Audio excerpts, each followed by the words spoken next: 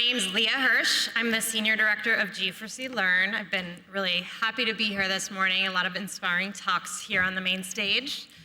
And up next, they're Games We Know, Journey, Sky, Children of the Light, Outer Wilds, Stray. That Game Company and Annapurna have shaped some of gaming's most highly stylized and emotionally resonant experiences. Today we are joined by S.J. Shui, Head of Corporate Development at That Game Company, and Martina Santoro, Executive Producer, New Media, Annapurna, in a conversation moderated by Alex Lee, lead news writer from GamesBeat. They'll discuss how empathy, storytelling, and community are driving the next evolution of games, and how those experiences are extending beyond the screen into film, live events, and new forms of interactive storytelling. Please join me in welcoming Alex, SJ, and Martina.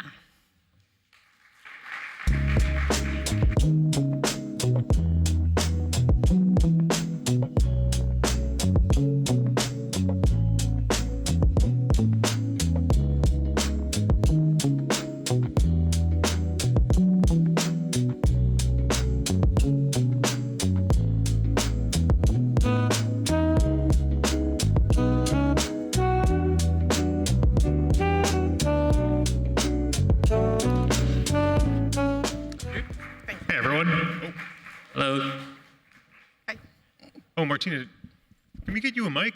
Yes. Oh, you're mic'd up. Perfect. All right. Hey, guys. Welcome to Games for Change. I'm Alexander Lee, the lead news writer at GamesBeat. I'm very pleased to be here with S.J.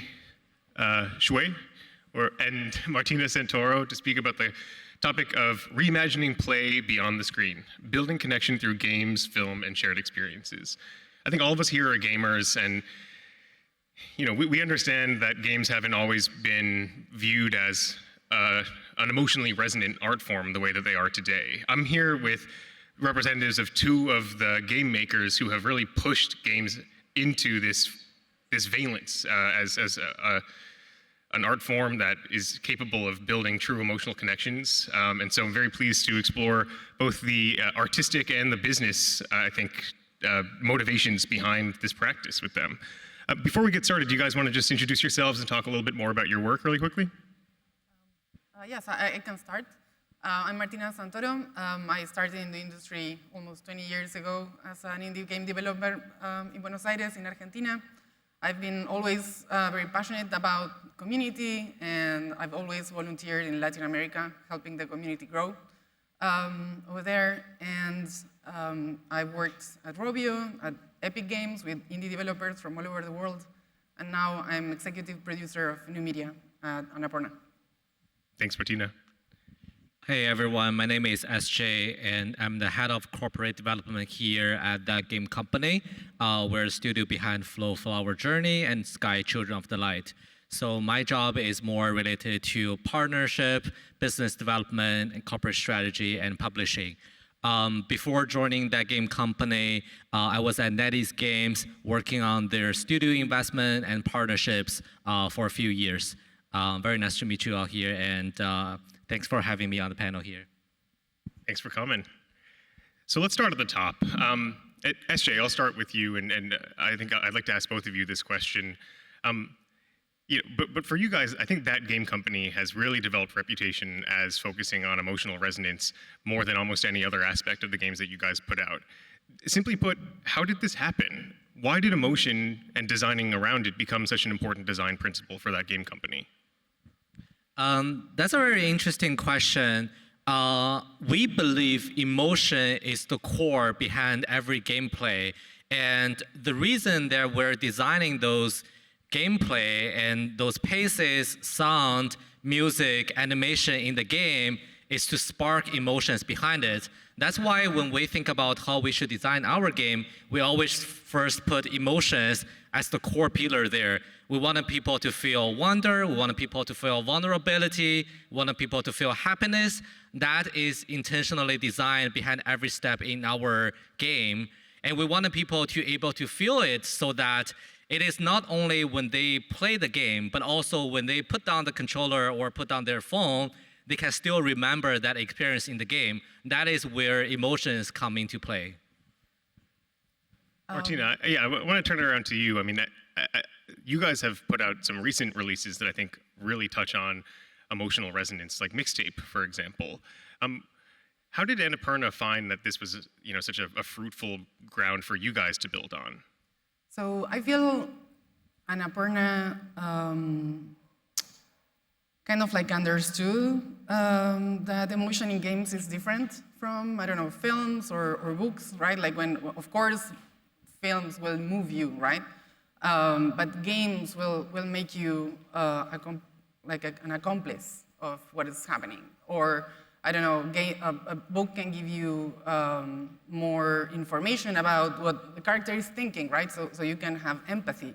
But it will not give you the controller. So I feel like it's the actual fact that game is interactive, right? Like I feel like interactivity is the device that amplifies that emotion, right? It's the thing that actually makes you feel like you are discovering yourself. I don't know, the tragic story of a family when you are, I don't know, walking around the house in Edith Finch, right? Or it gets you to relive or maybe even live like teenage years that maybe you never had in Mixtape. So yes, I feel like it's not unique to games, but the way it does it is very unique. So can you design a game that you know will be emotionally resonant? Or is connecting emotionally with the audience something that arises naturally if you approach game development in a certain way with authenticity and organic interest? I'll start. This is for both of you guys.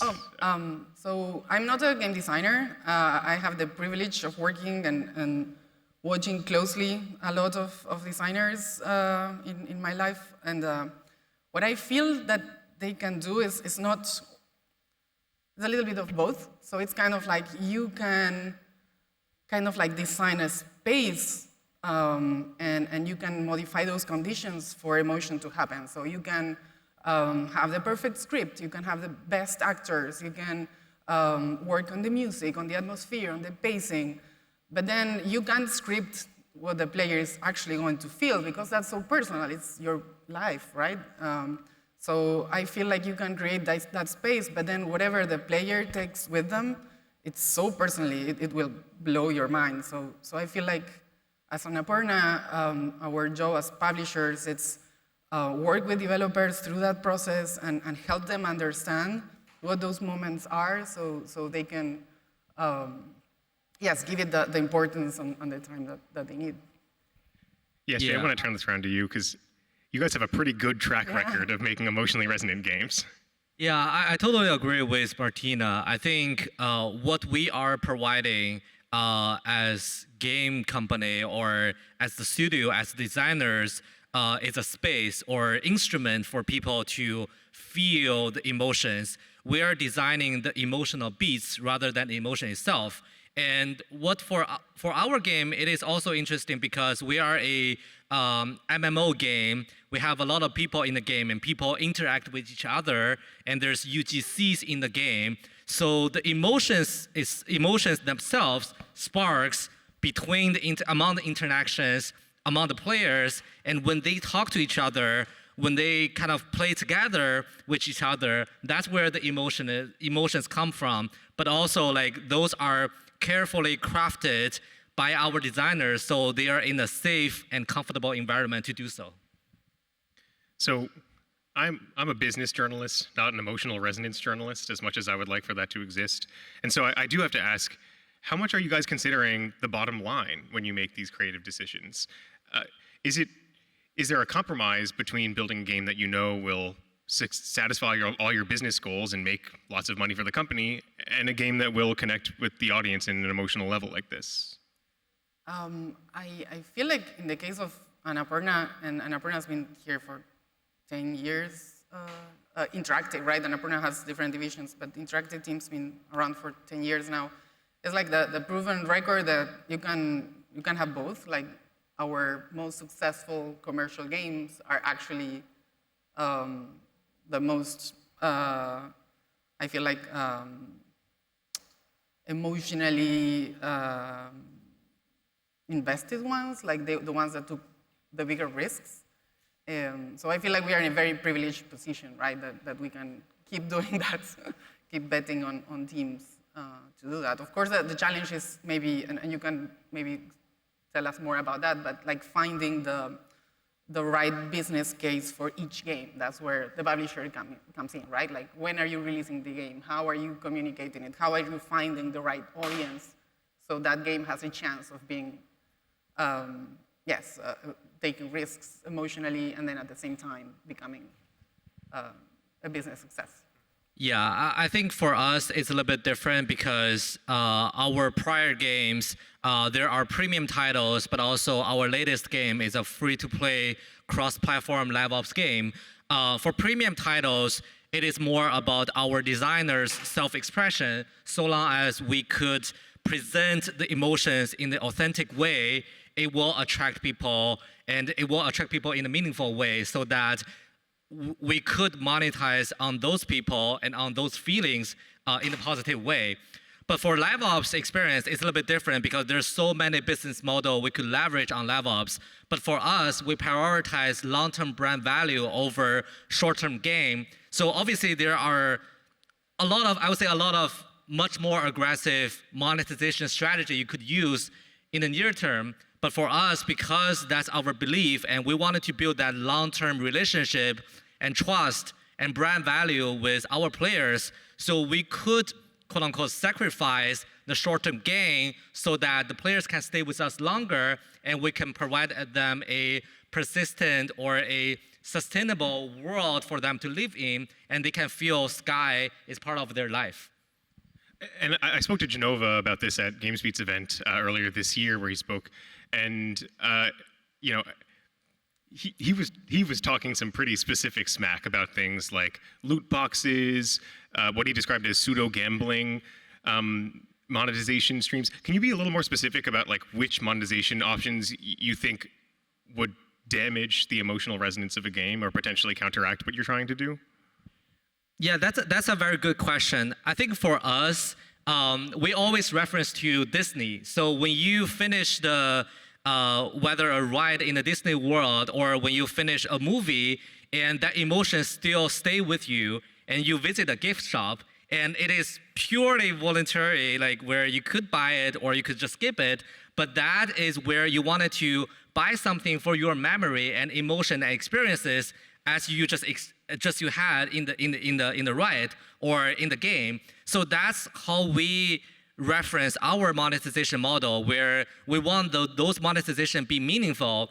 You experience a story, you buy certain cosmetics in the game so that it stay with you and you can share with other people as you wear those things. I think that's how we think about it. Obviously, there are other monetization models, as you mentioned, like loot box, gacha. I think on one hand, the industry is looking at those. You see like European countries, they're putting tightened rules on those monetization models. But also in the meantime, it is not helping the emotional beats in the game, so that it is not strengthening the emotional expression or presentation. So from our perspective, we still want us to be design first and game first rather than monetization first. I love the gift shop analogy. So I want to talk a little bit about community, because I think when you build games like the ones that we've discussed that people really connect with, you are also building a community around those games almost inherently. So for game makers who are focused on this kind of emotionally resonant gameplay, do you feel you have a responsibility to administer or help shepherd the community that you're building through your games? And how so, if so? I feel you have a responsibility to make the space safe. Like, there is a lot of people coming in and being like very emotionally involved, and that's the first space they'll find to discuss what they love, what they hate. Like, it can become a great source for QA, like an extended team where you can get a lot of feedback on how you can make your game better or what to prioritize when you need to fix stuff. But I feel like sometimes some community members are more passionate, right, about it, and they can kind of like get more involved and spend more time, so they kind of like become like leaders, and it's amazing if you can collaborate with them and encourage them and give them the resources they have to help you keep the community growing, but then at the same time, yes, like giving them the tools to keep it as a safe environment. And it will surprise you, everything that can happen in a games community. Maybe I'm, I don't know, going a little bit in a tangent, but especially during the pandemic, I've seen in the gaming community and people that were like, I don't know, alone at home, or they felt alone their whole lives because they were like so far away, or couldn't find people with the same interests. And these spaces foster friendships. Some of them even, I don't know, find love. It's insane. Like at Annapurna, we are getting invitations to weddings. Like that happens every month. It's crazy. Or I don't know, I've seen people that even started making their own games. So yes, I feel like you have a great power and a great responsibility to keep the community as a safe space. I do think game developer or publisher carries huge responsibility in the community where obviously, first of all, we need to make that community safe so that people feel comfortable to be in this community and be part of the game. It is not only like using our game as an example, it is not only in the game where you are chatting with people, you are meeting with people, but outside the game, on like our community, on social, like do they see like authentic or safe content on social media? Can they talk freely in our community in a friendly way on Discord, for example? Those would be good examples how we guide people to communicate with each other in a polite and respectful way. And beyond that, what we find community even more powerful is on the marketing side, we see a lot of people, they really love our content and they wanted to create content based on our IP and based on our game. And that's also something we are helping them with as well, where how can you make better content based on Sky, whether it's fan art, whether it's like news, whether it's even like something you wanted to direct a small short like movie or a story based on our game. Those are totally fine. And we wanted to support those creators to express themselves as well. I think that is also community building that is for the long run for our business. Yes, it was very funny, like for Mixtape, for example, a very short story. Our creative team got this idea from like actually watching people play, especially like the younger audiences. Like they never had a mixtape cassette. Like they never had the actual thing. So they were like, what is this? How does it work? Ooh, I would love, to send my friend the music I love, or someone I'm kind of like, I have a crush on. Like, how can I share the music that makes me think about them? So they actually created a mixtape maker online. So you can actually send that, and you can like paste stickers, right? And create like moods. It was amazing. Like it exploded because it was something they asked for, and we were so happy to give it to them. I love that example. And so when we're talking about the signal that you guys get from your community, I think that's an interesting way to maybe segue into this another topic that we were talking about, including in this, which is transmedia and the role of emotionally resonant games in this kind of outflux of games from just games into the broader world of entertainment through TV and film and everything else, live events as well. I guess my top level question for you is, do you feel like these types of games that we're discussing are particularly attuned to that type of adaptation? And as you build these games, how much are you guys thinking about transmedia adaptation during that actual development process? It's actually my job in new media, so it's very specific to what I do. I think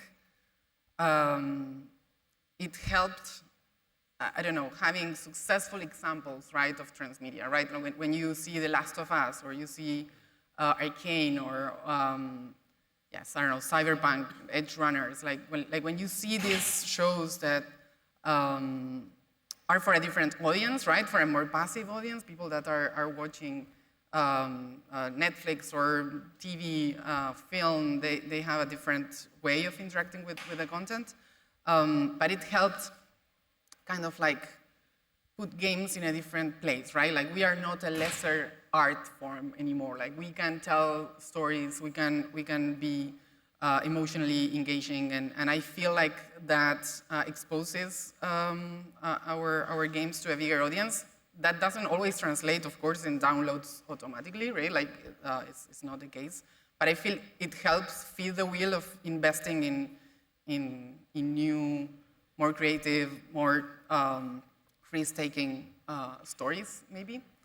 That doesn't mean that every successful game should be adapted, right? Like, an adaptation also doesn't mean copying, right? Like you need to do something that it's particular to that game, specific to that new platform that you are trying to work with.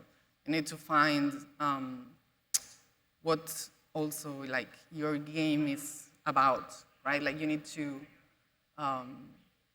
yes, like, I don't know, for example, with a game like Stray. I don't know if you know this Annapurna game by the B12 team, where you can kind of like navigate the city as a cat with a robot. I love that game.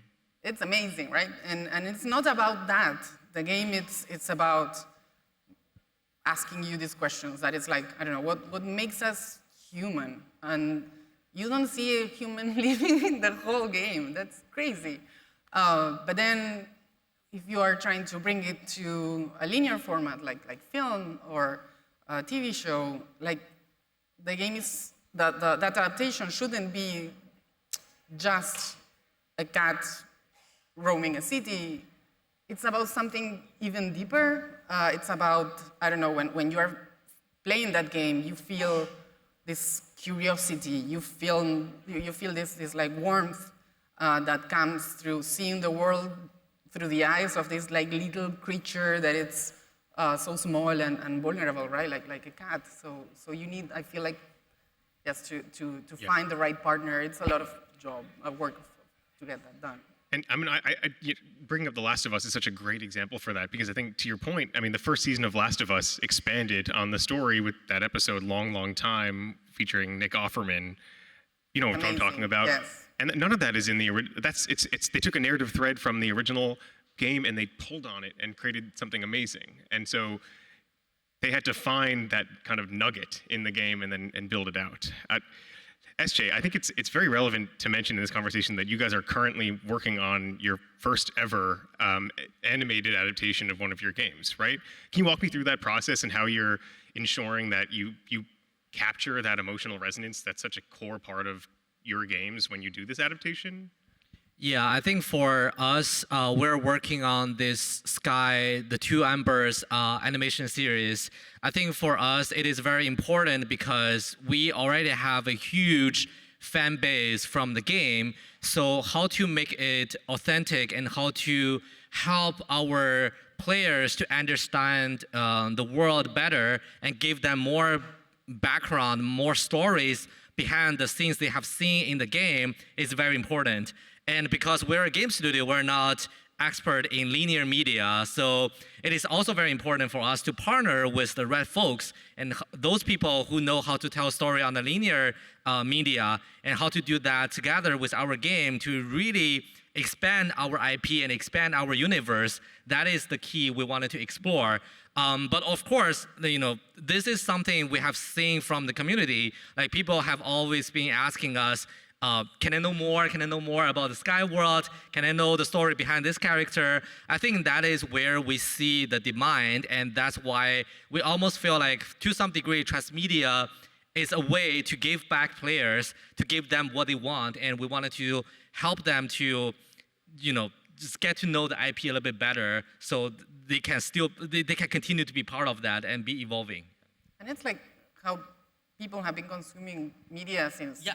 ever, right? Like since, I don't know, Star Wars, Dragon Ball. It's like I think it's more common now to people to also self-identify as someone that can, I don't know, read a book, then, I don't know, Game of Thrones, right? Like, then watch the TV series, play the game, listen to a podcast, discuss whatever happened that week with our friends on Discord, then start all over again, right? Like, because Yeah, I feel like every channel right now is connected. So like, for example, like if a young kid, they wanted to introduce Sky to their parents, maybe Sky, even though it is already very intuitive, maybe they're not just used to mobile games, but if they have that movie and they can go watch the movie together and experience and feel the emotions together, even though it's in a different format, I think that really got everyone connected. And that is also our mission, where we wanted to inspire human connections around the world, even though it means different format, but still the core is about the emotion. Do you guys think that transmedia adaptations, like, is there something additive for your audience there? Like, could those parents who didn't previously play the game suddenly watch it, think, wait, there's something really interesting and emotionally resonant here, and then tap into the game for the first time? I think that could be an interesting opportunity because obviously if we talk about movie, it took movie probably like 70, 80 years to get to the mainstream. Game is at a very interesting stage where we see more and more people, especially young people, get used to games and they're part of their life. But for people who were not growing up with games, it may need a little bit more nudge to help them to understand games better. And games can be a very beautiful media format. People just have to experience it. I think getting them through linear media and slowly feel the emotions first through the things they're familiar with, and then gradually guide them to a different format so they can be more immersive and can feel a little bit different things in the actual interactive gameplay. I think that is our goal, and we do see the value from that. That's why investing in transmedia, maybe not for everyone, but if you get a chance, I think that's still worth exploring. Martina, anything to add to that? No pressure.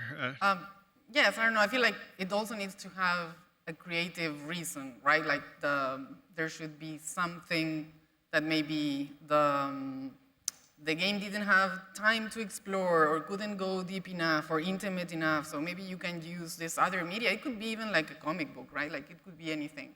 I love reading spin-offs of characters, right? And learning more about their backgrounds, or I don't know, the same world, but in a different time, right? Like that's, I feel like people are more invested, right, on when they actually love something, and they spend so much time, right, in a game, or even with TV series that have been around for years. So it's interesting to, yes, to kind of like find something that, as you were saying, that adds on, not just repeats the original source of the content. So we got a couple minutes left. I want to leave you guys with one more question, which is, like, what are the potential challenges and risks of this approach to game development, both from a business and an artistic standpoint? I mean, I don't want to overplay this, but you know, Mixtape was an incredible game that got review bombed by some corners, and you could maybe argue that some of the elements that people identified as woke or whatever caused them to review bomb it were also some of those emotionally resonant elements. And so I wonder if there's, you know, certain third rails that you want to avoid, or other just particular challenges and struggles that come to mind as a result of this approach. Again, this is my opinion, seeing it from outside. I'm the new media team, and I got to watch the interactive team do an amazing job with publishing Mixtape, and Beethoven and Dinosaur, the developers, they are rock stars, they're amazing. The amount of, it was like a critically acclaimed game, right? Like everybody loved it. We got 10 out of 10 of like almost every media outlet. It's I feel it's really important to have that. You have to thank these developers. They've been working for years on one game, and that kind of feedback from critics kind of like helps you build a reputation in the industry, helps you build credibility. Of course, gives you a lot of visibility because it's really difficult to get your games out there and find an audience. So getting that kind of praise helps people discover your game on the different platforms. I think that it's proportional to that success, the amount of hate you are going to get. It's sad that some people act like that, but what I feel it's like word of mouth and these reviews, these communities in favor and against, the only thing that they do is help get even more visibility, because instead of being a thing that was out and then the campaign during a couple of days, it was weeks, or it got people that never even considered it to just go inside and check out what was going on. I think also the fact that the game, it's actually so good, it's so much fun. Like if you can play it, it's, I'm a kid from the 90s, so it was amazing to get to relive all of that. And if you are younger, it has to have a different like childhood or adolescence. Don't miss that opportunity. But what I feel is like they can't, with the review bombings and all of that, they only delay success. Like we launched the game and we had like 100,000 wish lists. They bombed us, we got 800,000. So it's like, at the end, people will buy the game and play it and have their own opinions, and we are seeing it. We are seeing that success. We are seeing that the reviews are changing. We are having those conversations that are also really interesting. I don't think the game is woke at all. I hope it was. It's like they are calling woke anything now.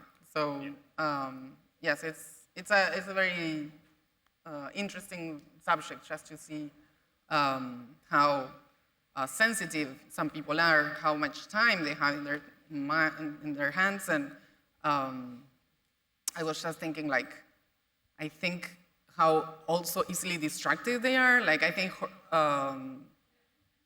the Forza Horizon game launched a few days later, and they just focused on that, and we were like, like that. It was amazing. Thank you, Forza. Yeah, and they started to say, I don't know, Forza was woke or something, but they were also pissed. I don't know.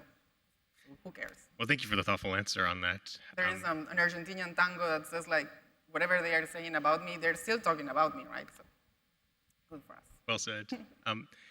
Really quick, SJ, any other thoughts on some of the challenges? I think for us, because we're a global game and everyone in our game is in one global server. So one key for us is we wanted to respect, we have people from Japan, from China, from US, from European regions, they all in one place. So we want to make sure we respect people and we treat them in their local, authentic way. I think that's number one. And number two, I always like to use this concept called shared humanity. So there are things in common, like in everyone, and those are the things and those are the emotions we wanted to highlight in our game. We wanted to try to find those common ground so that like people can understand each other without even like, you know, in our game there's no talks in the first place. You have to do things in an interactive way to get to know people. That's what we wanted to create to minimize the barrier to minimize the barrier to interact with each other and to build that connection. So that's where, like, coming kind of back to your very first question about design, we want to make it easier and we want to start with the emotions and the common emotions people will have. Yeah. Right. Well, SJ, Martina, thank you so much. Give it up for these guys, everyone. Thank you for the moderation. Thank you, Alex.